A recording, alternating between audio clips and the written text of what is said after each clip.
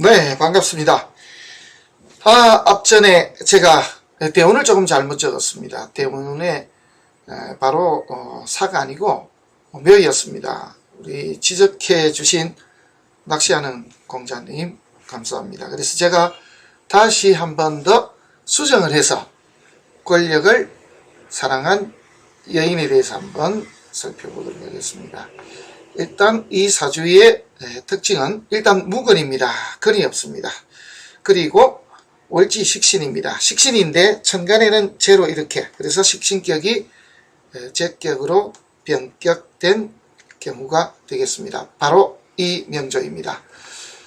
일반적으로는 이제 그냥 우리 중국의 대만의 총통이었던 장개석 총통의 부인, 그래서 퍼스트레디 정도로 이렇게 알고 있습니다만은 이분은 실제로는 이제 네 번째 부인이죠. 공식적으로는 이제 세 번째 부인입니다만은 네 번째 부인이 된 분입니다. 그래서 이분을 두고 권력을 사랑한 여인 이렇게 별칭으로 부르고 있습니다. 그 이유는 이 아래쪽에 한번 보시면 답이 나올 겁니다. 상하이 출신이고요. 앞에 한번 설명을 했습니다만은 부친이 송가수, 중국 이름으로 숭자수 그럽니다. 그리고 이 세 명의 자매가 있는데 숭아이링, 숭칭링, 숭메이링 이렇습니다. 그래서 큰언니는 송애령, 그리고 둘째가 숭경영, 세 번째가 송미령 이렇습니다. 우리 한글로 읽으면 그렇습니다. 중국에서는 이렇게 읽지는 않죠. 그래서 이 세 자매가 한마디로 우리 근대사에 없어서는 안 되는 중요한 그런 인물들입니다. 숭아이링은 중국의 당시 가장 부자와 결혼을 했습니다. 그래서 돈을 사랑한 여인 이렇게 알려지고 있고요. 두 번째 숭칭링은 원래 숭아이링 언니가 손문, 그래서 순언이라 그러죠. 손문의 빚으로 있다가 손문이 결혼 했습니다만, 청혼을 했습니다만은 뿌리치고 부자한테 가고, 그 언니의 자리에 이 숭칭린 송경영이 자리를 잡고 있다가 손문의 부인이 됩니다. 그래서 나라와 결혼을 한 여인 이렇게 알려져 있습니다. 이제 숭칭린 쪽은 공산당 쪽을 지원을 했으니까요. 그래서 마지막까지 그러한 대우를 제대로 받았던 사람 이런 뜻이 됩니다. 거기서 세 번째 딸인 이제 송미령, 중국으로 하면은 숭메이링이 바로 오늘의 주인공이 되겠습니다. 근데 이분은 정말 대단하게도요 3세기를 사신 분입니다. 1897년이니까 19세기를 살았죠. 그리고 1900년도를 살았으니까 20세기를 살았고요. 또 2003년에 세상을 떠났으니까 21세기, 그래서 19세기, 20세기, 21세기까지 그래서 3세기에 걸쳐서 생을 유지하셨던 분, 이렇게 이야기를 할 수가 있겠습니다. 대단하신 분이죠. 우리 나이로는 107살의 세상을 떠나신 분이죠. 106살로 나와 있으니까요. 그래서 상당히 장수를 하신 분 이렇게 되겠고요. 좋은 부모님을 만나서 일찍 미국 유학을 했습니다. 그래서 매사추세츠주에 있는 웨슬리 대학교를 졸업을 했습니다. 이 웨슬리 대학교는 힐러리 클린턴 여사가 졸업을 했던 대학으로도 유명합니다. 그래서 유명한 웨슬리 대학을 졸업했고요. 어떤 자료들을 보면은 송애령, 송경량, 그래서 첫째, 둘째 언니들도 다 같이 웨슬리 대학교를 나온 걸로 되어 있는데 그렇지 않습니다. 거기는 조지아주에 있는 웨슬리안 여자대학입니다. 전혀 다른 대학입니다. 참고하시기 바랍니다. 그리고 왜 이 송미령 여사가 대단하냐면은 미국에 존경하는 10인의 여성 가운데에서 계속 몇 해에 걸쳐서 선정이 되었던 분입니다. 그리고 또 대단한 것은 6개국에 능통했었고요. 그 다음에 이제 네 번째 부인으로 되어 있습니다. 세 번째 부인으로 하는데 왜 네 번째로 보느냐 하면 그거는 잠깐 한번 보실까요? 여기 보면은 남편이든 장개석이 이렇게 보시면은 첫 번째 부인이 모국매였고요. 두 번째 부인이 바로 여기 보면은 진결녀로 나옵니다만은 첩이 하나 있었습니다. 여기서 딸이 하나 있었다라고 했죠. 그 딸을 이 진결녀 여사가 6년을 키웠다. 15세에서 22세까지 키웠다. 그렇게 나옵니다. 그러니까 세 번째 결혼을 하고 사실 따지면은 네 번째 정도 된다. 이렇게 나와 있죠. 그래서 그런 말씀을 제가 드리는 것입니다. 자, 그렇게 네 번째 부인이 됐습니다만은 어쨌거나 총통의 부인이 된 것은 부인할 수가 없습니다. 당시로 따지면 좀 늦은 결혼이죠. 나이가 30이 되어서 결혼을 했다. 이렇게 나와 있습니다.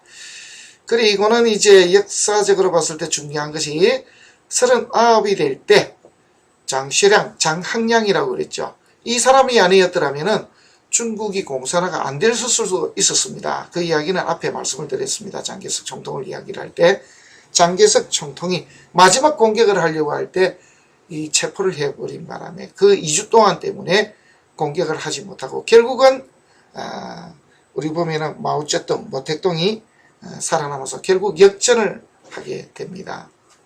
그래서 그 장실랑 당대 최고의 멋진 남자와 멋진 여자가 이렇게 만났다. 그래서 연문이 있었다라는 말씀도 드렸습니다. 그리고 이 장실랑과의 협상 후에부터 정치적인 영향력을 과시하게 되었다. 이렇게 나와 있습니다. 그 다음에는 이제 대단한 일이 1945년도 그러니까 45이니까 정미대원 중에 임원년을 맞이했을 때입니다. 이때 남편인 장개석 총통과 함께 카이로 회담에 참석했습니다. 카이로 회담에 참석한 게 뭐 대단하냐? 그렇지 않습니다. 그때는 장개석 총통과 루즈벨트 대통령 그리고 처칠 수상 이 세 사람이 만나는 자리에 여자가 같이 앉아서 사진을 같이 찍고 있습니다. 그 정도로 대단했던 여자였다라고 보시면 되겠습니다. 그리고는 이제 기축년입니다. 1949년이 되는 기축년에 타이완으로 옮겼다 뭐 이렇게 되는데 옮겼다기보다는 사실 쫓겨난 것이죠. 그렇게 된 게 이제 중요하고 그 다음에 1975년 그래서 68세가 되는 기유대원 중에 을면인이 될 때 상관이 들어왔을 때 남편을 잃고 말았습니다. 그리고는 그 해 9월에 미국으로 이주한 것으로 나옵니다. 그리고는 이제 미국에서 혼자 살다가 한 번 들어온 걸로 나와 있습니다. 타이완을 한 번 방문했다가 다시 미국으로 돌아간 다음에 조카들과 살다가 그래서 조용히 천수를 다 누리고 금전적으로 전혀 부담 없이 당시 가진 돈을 한번 제가 대충 보니까 지금 우리 돈으로 하면 뭐 230억 정도까지는 가지고 있었다. 그래서 누군가가 질문을 했을 때 금전적인 문제 그래서 돈에는 큰 문제를 가지고 있지 않다. 한 320억 정도 된다라고 그렇게 나와 있습니다. 그리고 또 어떤 자료를 보면은 우리 지금 말하면 3억 달러 정도 있었다라는 그러한 이야기도 있습니다만은 어쨌든 금전적으로 전혀 어려움이 없이 천수를 누리다가 세상을 떠난 그런 분이 되겠습니다. 이분에 대한 내용을 앞에 잠깐 소설을 적었습니다만은 다시 한번 살펴보도록 하겠습니다. 자, 명으로 보면은 그냥 식신격입니다. 지지는 식신이고 천간은 이렇게 제가 용신입니다. 하지만은 제가 한번 합거됩니다. 그래서 아빠를 한번 잃었다가 다시 다른 아빠를 찾았다, 다시 아빠를 찾았다 이럴 수도 있습니다. 그리고 재물을 두 가지 가질 수 있으나 하나는 주고 재물은 주고 한 가지 재물만 가질 수밖에 없었다. 뭐 이렇게 이야기할 수도 있겠습니다. 자, 식신입니다. 길신입니다. 그래서 부모덕은 있었다. 조상덕은 조상과 연이 없다. 뭐 어떻게 따지면은 이런 경우 외국에서 그래서 성공할 수도 있다. 뭐 이렇게 따집니다. 그 다음에 식신이 합산합니다. 배우자덕은 있으냐? 예, 배우자덕은 대단히 좋았죠. 내 가진 능력을 이렇게 귀하게 쓸 수 있게 만들어주는 배우자. 그리고 여기서 인술합을 하면서 이렇게 화기 하나를 만들기 때문에 실제로는 귀를 주고 거기다가 부도 하나 얻을 수 있다. 이렇게 됩니다. 그리고는 이제 식신을 쓰는데 시지는 정관입니다. 자식덕은 없다. 그죠? 근데 이분이 실제로는 평생 자식을 두질 안 했습니다.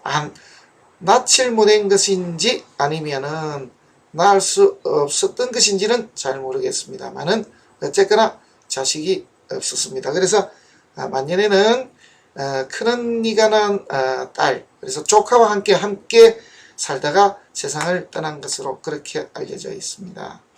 자, 그래서 지지를 보게 되면은 지지는 식신이고요. 이러한 인간관계는 있었다. 자식과 연이 없는 것이 흠이었다.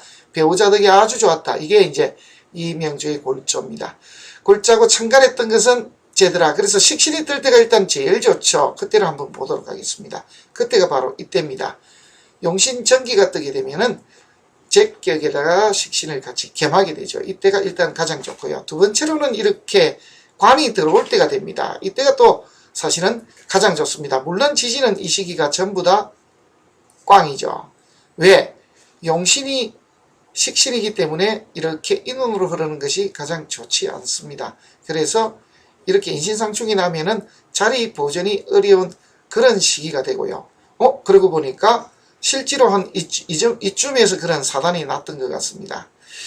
그리고 60대에 정관이 있었을 때, 상관이 들어왔을 때, 이때 그래서 을묘대운 중에 배우자를 잃는 그러한 사건을 당했던 것으로 그렇게 나옵니다. 방의 흐름을 보면은 식신격이니까 재운이 일단은 가장 좋죠. 예, 그래서 식신이 재운의 발복이라. 그래서 이운까지가 가장 좋았고요. 식신이 관을 봤을 때 이 시기는 또 사실은 뭔가 사단이 날 수 있었던 지점이었다.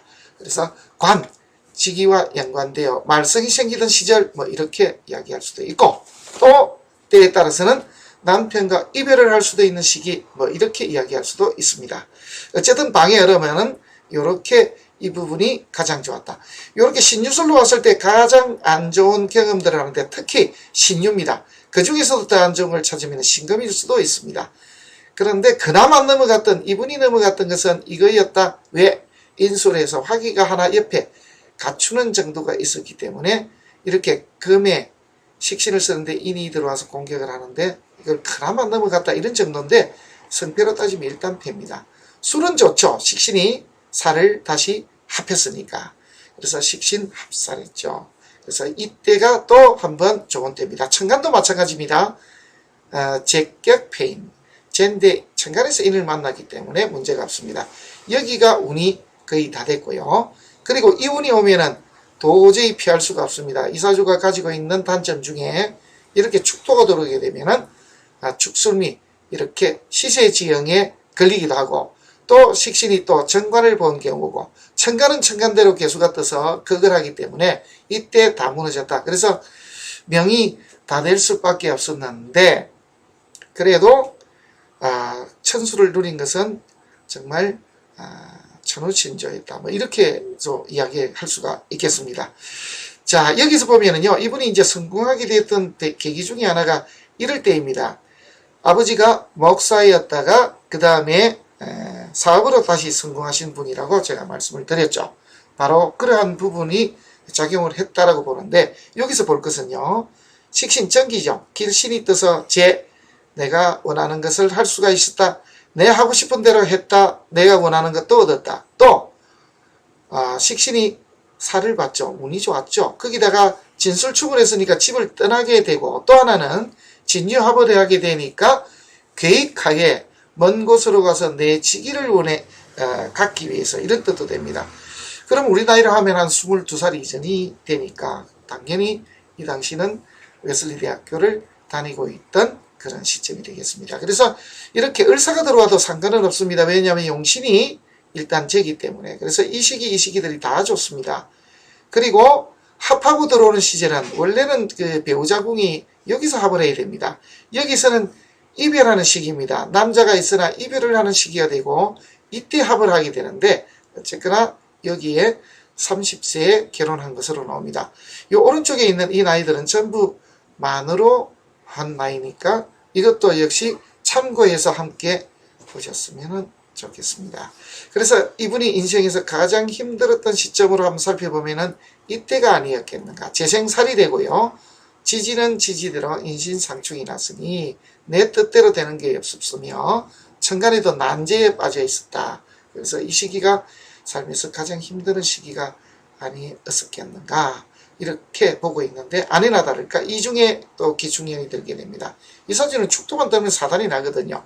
관, 직위 명예와 관련이 되어서, 그래서 1949년도에 42살이 될 때 이분이 타이완으로 이동을 하게 되는 그런 시점입니다. 그래서 미토에서 무신으로 들어온 이 시점이 삶에서 가장 힘들었던 시점이었다, 이렇게 볼 수가 있겠습니다.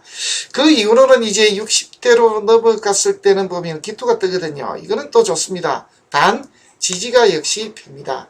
그래서 뭐 자세한 회고록이나 자서전 하나 남기지 않은 그런 분이기 때문에 유서도 하나 쓰지 않았다는 분이거든요.